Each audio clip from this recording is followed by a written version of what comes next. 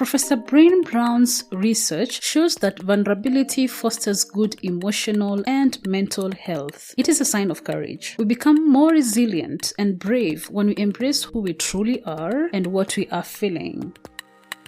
The Vulnerable Scientist podcast is a space for scientists to tell their honest and authentic stories. I am your host, Sarah Nyakeri, who happens to be a scientist, informal science communicator, and I help scientists create personal websites. If you want to support this show, go to www.patreon.com/thevulnerable-scientist. You can also follow this podcast on all social media platforms at TV Scientist Pod.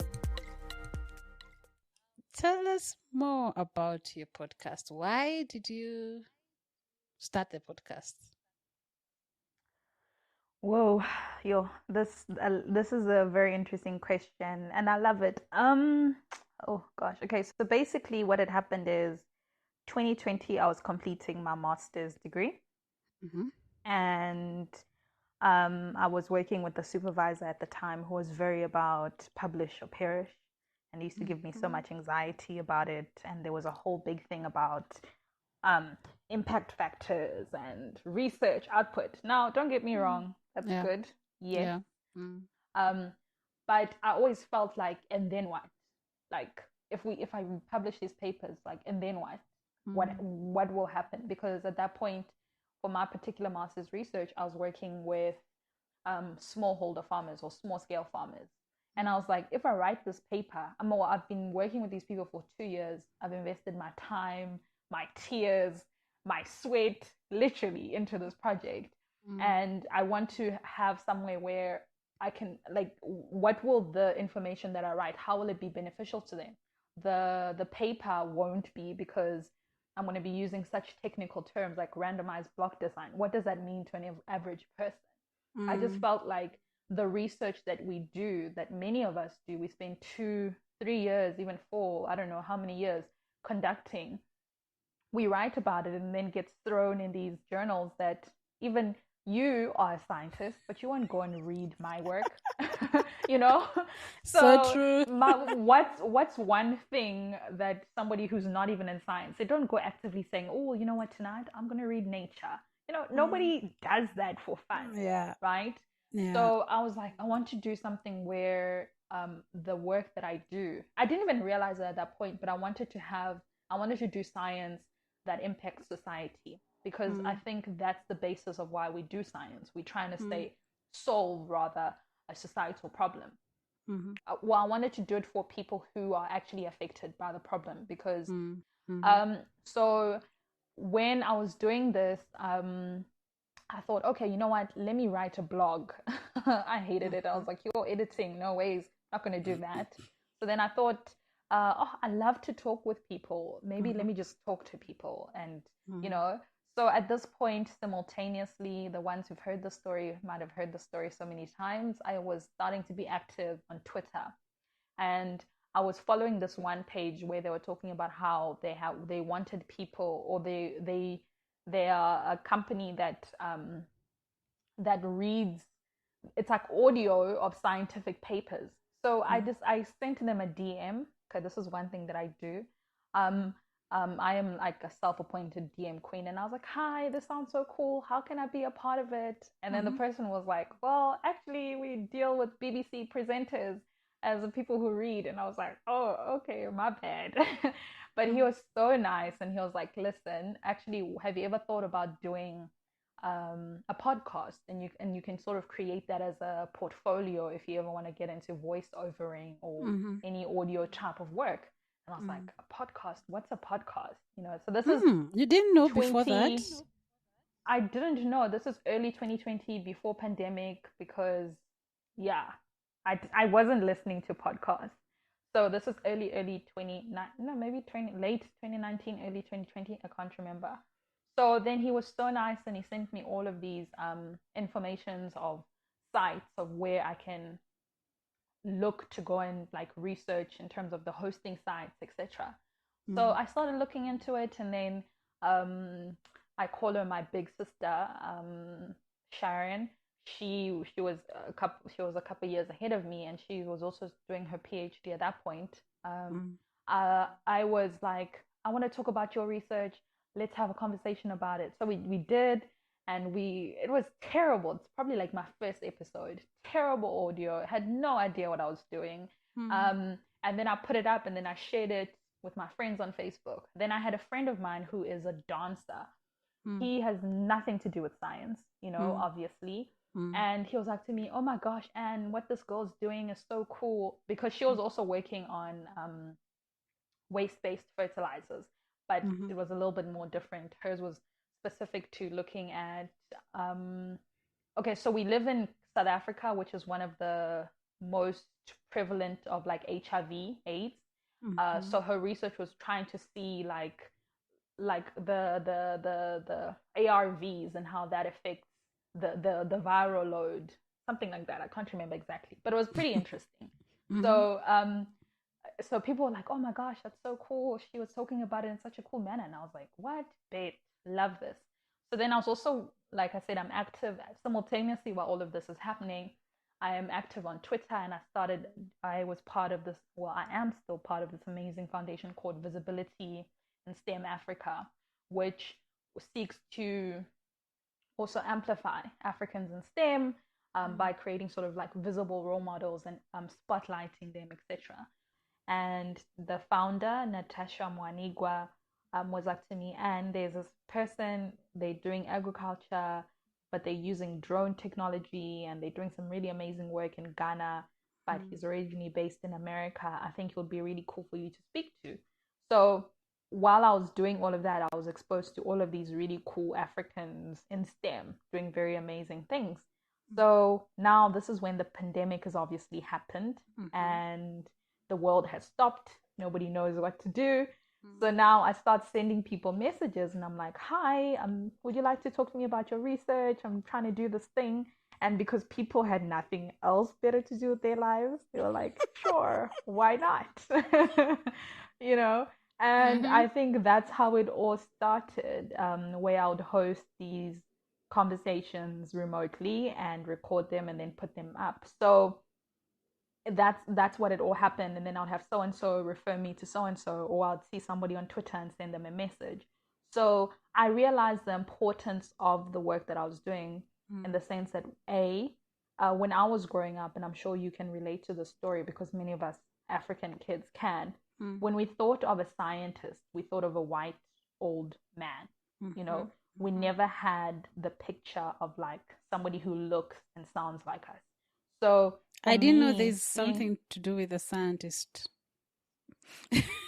You see, even that, I also didn't even know that I wanted to do science. I wanted to be a lawyer, like, because that's the shows that I was exposed to. So Lawyers. I was like, listen, there's clearly a problem here that we need to sort of amplify and show the visibility. So that was another reason to amplify the voices and show visible role models to, I want to say, the younger generation, but also us. Because some of us don't even know that there are some of us who exist. And when I started chatting with people who were abroad, especially, for them, they were, for example, the only Black person in their lab. So it was so important to know that there are other people who are going through the same struggles, and that was another reason. And also I just wanted to create a platform. Also, I mean, during COVID, we saw this whole wave of misinformation of science going around. So I was like, we need to have scientists talk about science, not newscasters, not our aunties in the WhatsApp group sending forward messages. People, scientists who are doing the research, they need to have the opportunity to talk about it, but in a manner that everybody can understand it, without diluting it. So that's what I do, and that's why I wanted to do the podcast, and that's the whole essence of it. Create visible role models, show the diversity of STEM fields, that STEM is not just engineering, being a doctor. You can be a paleontologist, or you can be a parasitologist, or an AI person, and you're from Kenya, but you're based in Houston, Texas. I literally have a guy who does that. He works in self-driving cars. So it's stuff like that where it's really like Africans are really doing cool, fun research. So like I believe now that is like my mission and my passion, and I love it. Love sharing the stories. But also at the core, I think the reason why it was called the root of the science is that I wanted it to be stories, because we all have the root, the reason why we got into science. And although it's similar, but it's also different. And that's what makes it different. So, I mean, that's what makes it unique, rather. So, I wanted to showcase those stories and, you know, where somebody can listen and they can find themselves in my guest, even if it's in a small part. And also just showcase that a scientist is more than just a scientist. They don't sit in a lab the whole day. Yeah. They are a singer, you know, they are a podcaster, they paint, they are a baker, you know, they do other things. We are new, and our generation is what you know, there's this term that was thrown around in a conference I was at, new age scientists. So we are more than just this linear version that is presented to us. And it's cool and it's okay. So yeah, that's basically it. I can hear the passion in your voice. Like, it's so like, yeah, this is why, and this is why I'm doing it. And starting it started like something you hadn't thought about it for long. Like, this is an idea someone else gave you. You said the BBC, someone from the BBC, or I had it wrong? No, no. I will definitely claim this as my idea. What he did was that he just said, I thought I wanted to do voiceovering, right? And get into radio or something. So he was like, do a podcast, create a portfolio. So while working with the visibility in STEM people, I saw there was a bit of a disconnect, that there was a lack of representation of African scientists. And you know, connecting with people on Twitter all over the world, I was like, hey, actually there's many of us, you know, all over the place. So I was like, why not do something where I just get to chat with them? So yeah, no, the idea, if I do say, the idea was given to me. And you know, if you are overly religious or not, we'll say it was God. Yeah. So we'll give it to him. We'll give that part to him, because yeah, it was the definitely idea by of his glory. The idea of the podcast, like the whole concept of the podcast, right? Yeah, but someone who maybe mentioned to you, like, made you know that actually there's things called podcasts. Yes, definitely. Because like I said, I didn't know. And I know many people didn't know. Even when I was telling them I have a podcast, they're like, what's that? Is it YouTube? You know? And I'm like, no, it's just your voice and you listen. They're like, so wait, I don't watch anything. And I'm like, no, no, it's just my voice. When have you realized, like, podcasts, it's they have very, like, people don't know much about them. Yeah, specifically in Africa. Yes, I mean, in in the Africa. West, it's huge. Yes. It's huge. Yeah. So that's what makes me stick it through, because, you know, I will say confidently that I feel like I'm one of the pioneers, specifically in what I'm doing. That me starting out now, I'm able to sort of learn my mistakes in the dark. So by the time, like, even when you compare and contrast now in terms of how I conduct my interviews, completely different. Yeah. Where somebody would be like, oh my goodness, and you're so good at this. And I'm like, well, you should have heard me 2 years ago. You know, it's a learning process. By the time I reach the numbers that I want to reach, I would have gained those skills. Because I know with people, because now there's this whole push for everybody starting a podcast. And they're like, oh, I want to get all these downloads. Oh, I want to make money. And I'm like, yeah, probably not yet. You know, and for me, I always say, and I'm like, it's a long burn. And for me, like I said, I have a very big vision for my podcast. So this is just merely me in the gym, like gymming, training, so that by the time, like now, I can confidently say to you that I'm a moderator and I'm an MC. That was not something that I could do before I did the podcast.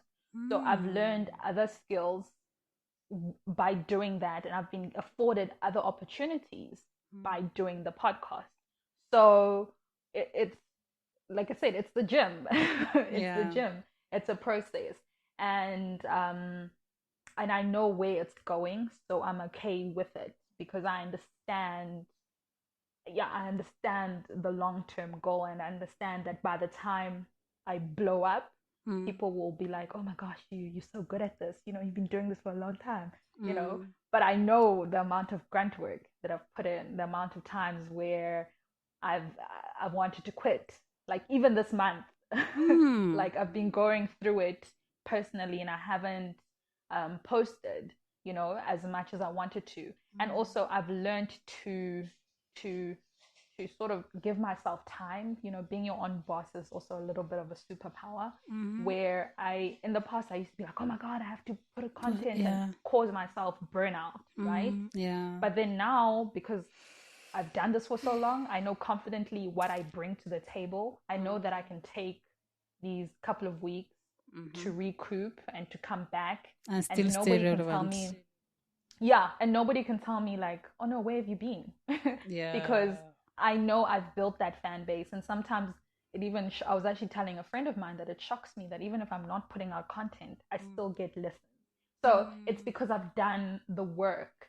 And Yeah. also a friend of mine was also saying that don't be afraid to what you call it, recycle content. You've done so much, you Yeah. know, I've, so it's okay.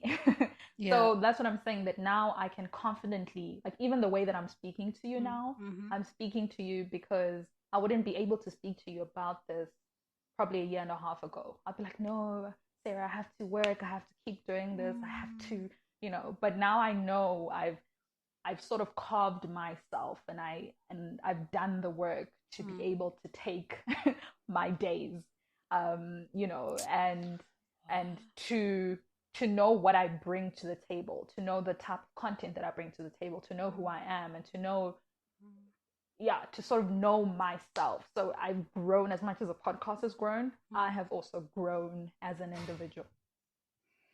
Oh, I would love to know and ask more because the exciting part about this podcast recording is I've always wanted to know. Okay, this is how I found you. Mm-hmm.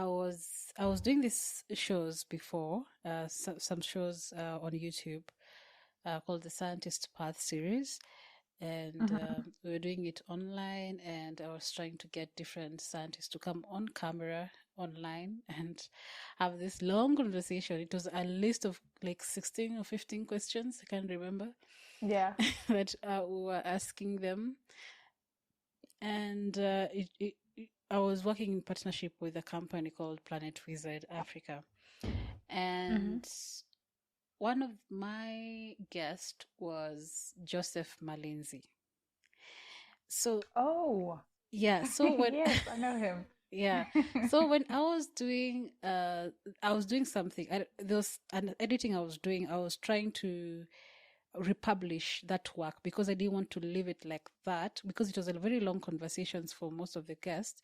So I was like, I don't want to leave it on audio, on video, and there isn't much happening in the video. It's just the person talking. Well, how about I just convert it into these audios that I've already started? So when I was doing Mm. that, I was looking for something. Then I was like, instead of looking for, because I was looking for the specific episode, I didn't want, I'm lazy. So I just searched the name, Joseph Malinzi. Then I was like, the first result was this Root of the Suns. I was like, who's this? Who are this? Who are these people? Okay, then I clicked on it, and I was so excited to just see, to listen and see, like, oh, actually, this. I was like, okay, so it's actually a lady, and she's done all this podcast, and it's I could Yeah. scroll and see these are actually, most of them are, they're just Africans. You can see these Mm. are black people, and I was like, oh, there's someone doing this, and I'm like, I need to get to this. But I was like, let me just listen to some and see, Yeah. maybe learn, because there's someone who's done it for a while. I was like, okay, it's actually not very old. It's on Mm. 2020, but it's actually, she's 2020, yeah. done a lot. Like since 20? 20, yeah. Yeah, March, 2020. April. Yeah. Yeah. It's almost 2 years now, exactly. Oh my gosh, we And you've approaching. done a Yeah. lot. Like, Yeah. oh my goodness. Anyway, sorry, I just had to share that. And I really admired, I was looking for podcasts that are doing something similar, and I could only find, I don't know if you know it, the people behind the scenes. It's a very No, I old haven't heard of that podcast. one. You're gone. No, I was trying to mute those birds. I'll edit them out. Don't worry. Oh, okay. When I was, this is the podcast I knew. I know those things. Oh my gosh. Okay, my bad. You see, it's me trying to be producer and content creator and interviewee all at the same time. Okay, let me be a guest. Just relax.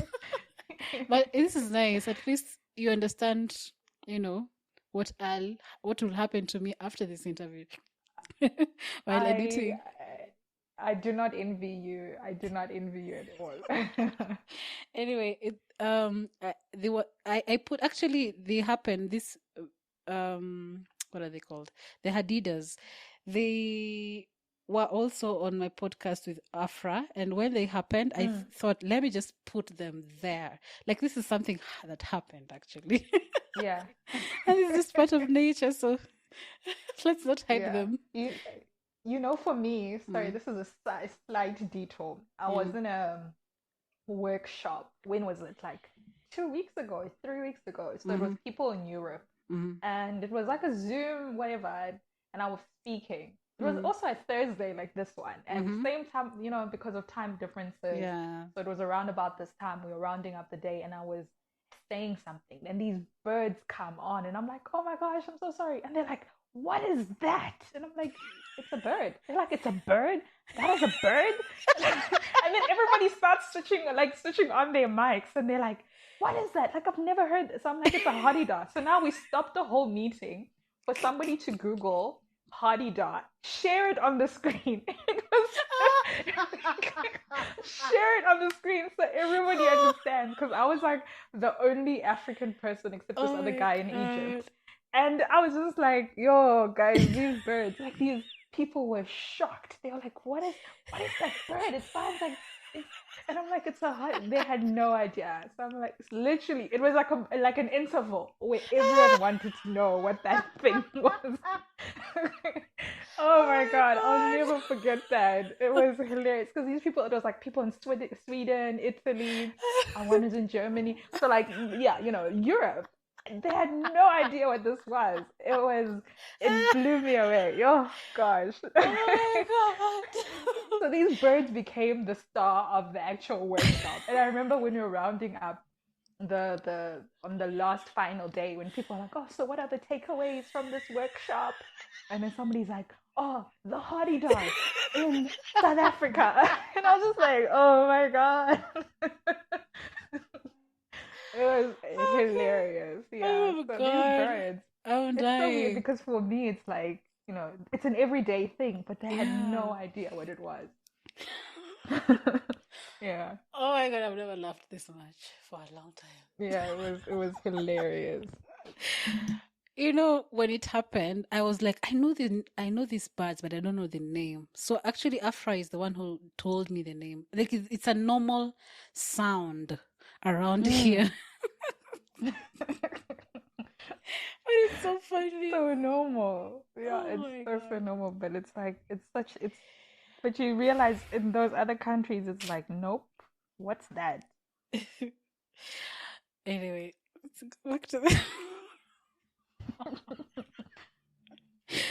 All right. So, you had mentioned some of the things that you've learned that have made you like grow with a podcast, the things that you've learned with recording this podcast.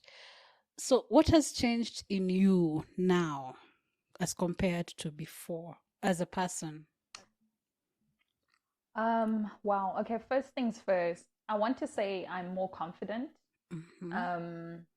Although, I mean, imposter syndrome, comes through because the thief just won't allow us to be great. But yeah, I'm more confident on who I am. Like when I say to you that now, especially, okay, well, rather, I'm more confident in my work. I'm more confident in what I bring to the table. I'm more confident that if you ask me to be in a panel, I know what I'm bringing. I know my value. In the past, it was more of like, oh no, thank you so much. It's such an honor. It's such a privilege. Not saying it is then, Yeah. but I know that it's because I have the expertise, I have the knowledge, I have the know-how, and you want to get that from me, you know. So now I can confidently state, like, you know, I was actually having a conversation with a friend about, you know, when somebody invites us to do these talks and the whole exposure talk. And I was like, a friend of another person, she's another brilliant science communicator. I'm not going to tell her name now, but I'll probably mention her for something else because I don't want her to be seen like she's pushing me about the money. But she is somebody who I look up to in this game, and she's also a brilliant science communicator. And she said to me, Anne, do not be afraid to ask for your worth. Because like if you're going to be tokenized, get some profit from it. Like, you know, because what I also realized is that, you know, I was like, oh, the Black African person in these podcasting things. It was like, you know, so initially, so she's like, if they want to tokenize you, compensate me accordingly, you know, or, you know, for these diversity panels. There was that point where during like 2020, late 2020, early 2021, like there were all these panels about diversity and blah blah blah. So I remember she was like to me, you are allowed to say, is this a paid opportunity? You know? And then she's like, also in that moment, you also cut away stress for yourself, because sometimes you say yes to a lot of things, and people don't necessarily value you. So if you cannot pay me, then why am I spending an hour of my time talking on your panel when I could be resting, for example? You know, or if it's which is very important, or if it's these, yes, like with these time zones, different time zones, I could be sleeping, but I'm up at like 11 o'clock at night because you want me to talk on your panel. So it was stuff like that where you sort of realize, like, do these people really value me, or do they just want like a decorative sticker that they have this Black person, you know? So it was a way of realizing that, like, I know my worth and I know what I bring to the table. And that's what I'm saying. Now I'm confident in that I can take a break and you can't come at me and say, why are you not producing content? I'll be like, go listen to the other 100 and something episodes that I've listened before you start coming to me and telling me that I haven't produced content. So it's stuff like that. Like, oh, you don't have enough? I'm sure you haven't listened to all 100 something episodes. So go listen to that, you know. And also, like I said, it's given me extra skill sets of where I am able to be a moderator, something that I don't know, I wouldn't have said I dreamed, but I love it. I love conversation. So I love like opening up a platform where we can have open conversations about stuff. And I love to be that medium. So I don't necessarily want to be the person actively participating in front, but I want to be the one where we're going to say, okay, you know, let's start this. And then we have that engagement. And I love that. And also, I just love the mic. I love being in, like, I haven't had the opportunity to do it often yet, but, you know, because the world is opening, so here's to more opportunities, putting it out into the universe, where I see myself on stage, pardon me, doing all of these things. And it's something that I love to do.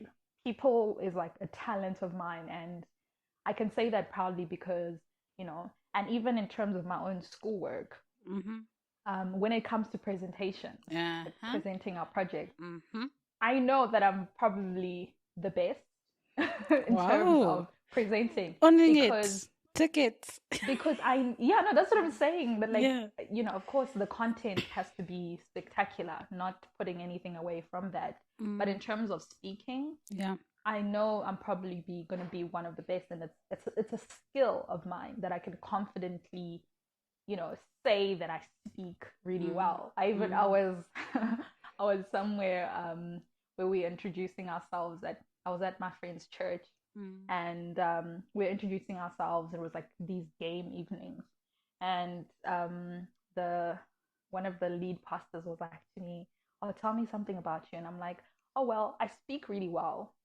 And then he laughs and he's like, wow, okay, yes, you do speak really well. And I'm like, yeah, I don't mean it to brag, but it's something that I'm really good at.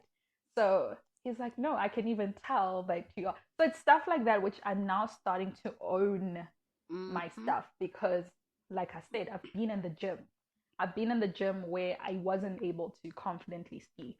I've been in the states where when a guest comes in, I'm like freaking out, I'm panicking, and I'm like, oh my God, I don't know what I'm gonna say. Oh my gosh, you know. And if it's somebody who I admire, oh, that's even worse. I'm just like, yes, oh yeah, okay. You know, where I'm a bit scared to ask them tough questions. But now I'm like, no, listen, why are you saying what you say? Yes, you Mm-hmm. are admirable and you are well versed in your research, but Mm-hmm. you know, why? Like I can probe you confidently because, so I I'm starting Confidence. to own, yeah, that confidence. Mm. Um Jokingly, I have another friend who calls me the Oprah of science. And if I can Ah. be the Oprah of science, good God, I would have made it. Like I would have reached those iffy, and that's sort of the dream anyway of where I Mm. see this podcast, where it's on international rather TV. Think your Mm. Al Jazeera, think of your BBC, Mm. where we have an opportunity for scientists to speak about science. Like, why is it not normal? Why do we have these Mm. medical shows? Why do we have these tech shows? Mm. Or, okay, fine, tech is also part of science. But I'm just saying, why are we not having conversations about actual scientific research Yeah. when we've seen the importance of it? So, yeah, that's a dream to just have a team where I just literally arrive, somebody does my face, somebody has found the guest, Yeah. somebody's just like, oh, by the way, this is who you're interviewing today. And I'll be like, oh, okay, these are the questions. And I just arrive, get dressed, Mm. have a wardrobe stylist, Oh. there's a whole director, there's whatever. Like, that is the vision. And then we have a chat for an hour and it's great. And then I don't have to worry about editing. I don't have to Yeah. worry about Hey. everything. Like, it's all just a Editing. well oiled machine. And I do what I love to do, which is talking with people. Mm. So yeah, that's basically it. That's basically the dream. You've mentioned before that I first of all I'm seeing this going there, and I'm praying that Great. this happens for you, and it will happen. Thank you. It will happen. I'm also confident. You had mentioned that sometimes you get to points where you want to quit. Oh, yeah. Hmm. Do you want to talk about that I more? mean, Like why and yeah, what makes you not definitely. quit? What makes me want to quit is the Mm, fact that at one point, well, still kind of is, but now there's just somebody who's helping me in terms of the audio side. I was mm, doing, and I still am doing everything by myself. mm. And as much as I wanted to have it as my baby, I'm realizing now that I can't do it all. And it's a lot. Mhm, I can't, like, getting guests, sending emails, it's a lot, and mm, at the same time, I'm still having to be a student, a sister, a friend, mm, all mhm. these other activity things that I have to be as a person. And Yeah. also because as much as it may seem like I'm flourishing in this aspect of my life, life Mm, also happens, um, mm, and there are things that happen to you as a human, and it's hard. It's so hard. Like there was a moment last year where end of last year rather, which was really a difficult personal thing that happened, and it was it was like the carpet was swept right under my feet. And I'm such a person who likes things in control. I like to know what's going on. mm, So it was like, where to from here? Like, what do I do? Like, mm, surely I can't do this anymore. I mean, I took the time, but I was also like, yo, I can't. So mm, there are moments where it gets overwhelming, mm, where, I mean, as much as I can pre-record and have episodes, like I can have months where I'll have like episodes ahead of time, and then mm. all of a sudden those episodes are gone, They're and I'm over. like, oh, I don't have anything, and I don't have content for next week, you Mm, know, because life is currently happening, and mm. also, I mean, the financial aspect, because this is an independent podcast. I'm still paying out of my own pocket for some of the things. So Yeah, let's talk it's about a lot. that. it's a lot, Yeah. and people just see the glory of it. And sometimes I'm like, oh, I don't want to do this. And then I get onto a call with a guest and we have the best conversation. I'm like, oh, but I love this so much, Mm, you know? And then I'm like, okay, maybe I can do it again, you know? mm, mm, Maybe I can do it again. And that's just sort of what keeps me going is, and also it's just because I think I see the end goal. And I always try, even when, to also mention it as a reminder to myself mm, where I want to go and all of these things. And also, I suppose most importantly, I recognize that it's bigger than me. mm, The vision is bigger than me. The vision is amplifying the voices of Africans in STEM. The mm, vision is that even if Anne is not here when I have mm, a team, it will still be happening. mhm, And I also feel like there's a lot of people's blessings that are also tied to my own dream.